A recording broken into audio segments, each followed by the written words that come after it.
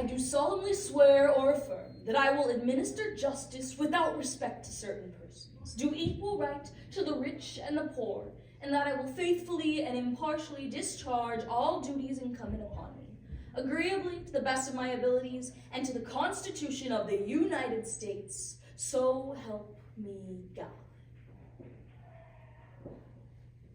I am shy. In elementary school, for a play about the safari, everyone else was an animal. I was grass. I'll apologize if you bump into me.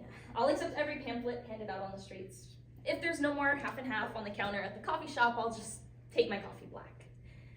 I introduced myself here because in the story I'm about to tell, I began with no name or identity, no character traits or behaviors assigned to me.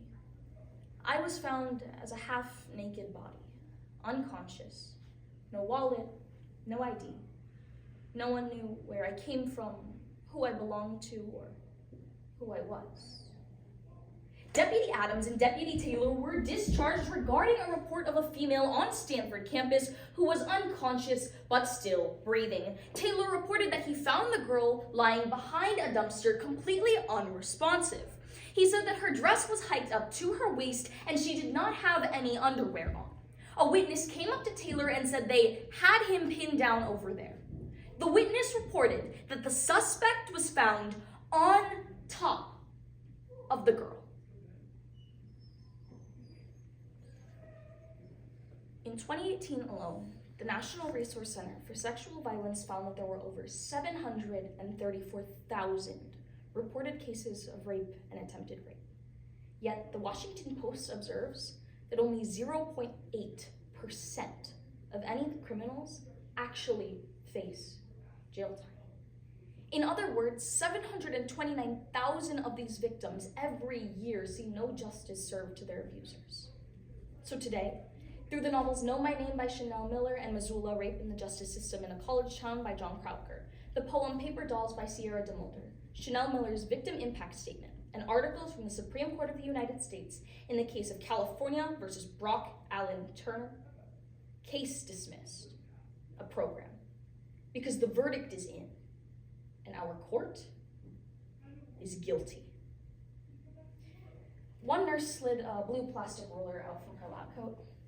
The other lifted a heavy black camera to measure the abrasions, they said. I heard every click of the camera lens, felt it hovering over my every vein, pore, hair, and goosebump. And then they told me I had reason to believe I had been sexually assaulted. We are taught from the moment that we leave our pink nurseries, we are paper dolls, light to hold, easier to crumple. That as women are secretly wrapped in lace and cotton panties, our fragility armored by pepper spray and mace. They say 1 in 3 women will be sexually assaulted at some point in her lifetime. I am one of 3 daughters. Your Honor, she was found lying half naked on a patch of dirt behind a dumpster. There were pine needles and sticks in her hair. Deputy Taylor reported that he received no response when asking if she was okay, even when he was yelling at her. I stayed focused. I typed up all my notes. I put all the facts in order until I could recite that night, backwards and forwards in 15-minute time intervals from the moment I decided to go to that party to the moment I was released from the hospital. Yet, the Washington Post called him squeaky clean, a baby-faced, rosy-cheeked cherub. Stanford swimmer denies rape allegations. The letter writers insisted he was misconstrued as a criminal. Andrew C., 21-year-old college student, testified he and the defendant were good friends in high school and the defendant would never sexually assault someone. Gary G., his swim club coach, said when he was in high school, he always knew right from wrong. Jennifer J., his high school French teacher, said she would not associate sexually assaultive behavior with the defendant. We are calling it theft, as if he could pluck open your ribs like cello strings, pocket your breasts, steal what makes your heart flutter, and tack its wings to his wall. Some days you will feel dirty. Some weeks you'll remember how hard it is to breathe in public, but know this: the person who did this to you is guilty, not you.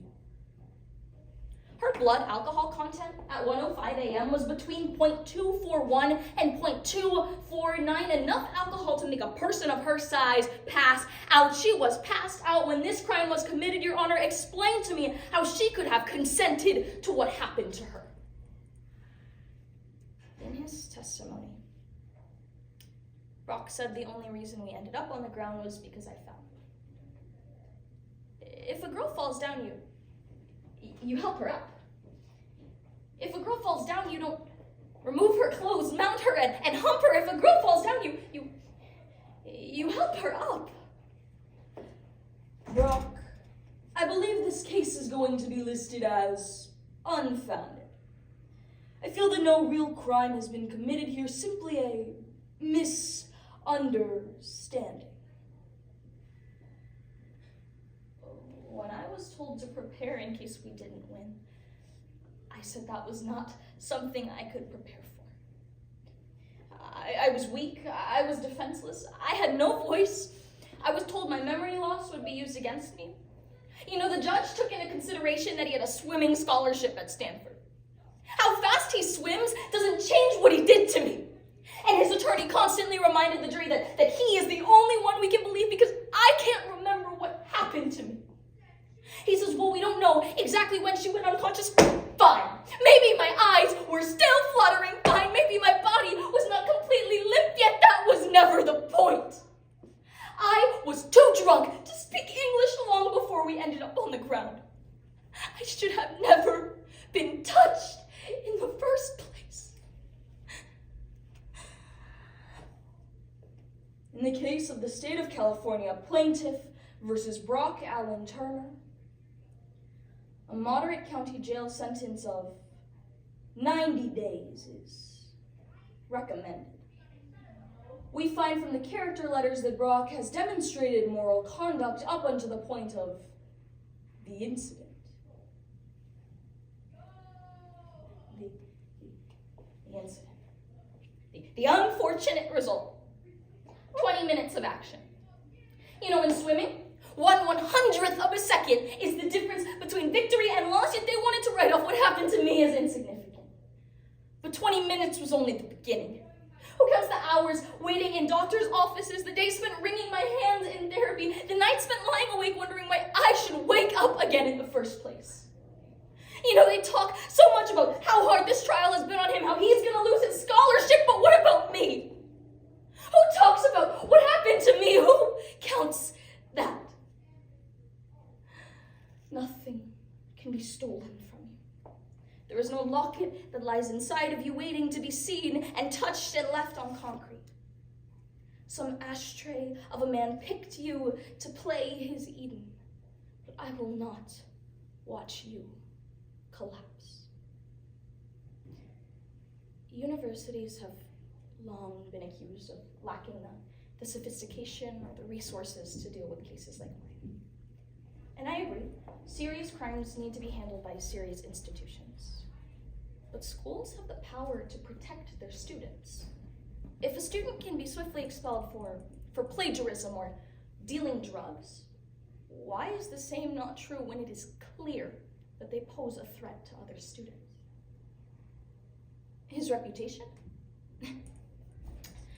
My advice is that if he is worried about his reputation, then he shouldn't rape anyone.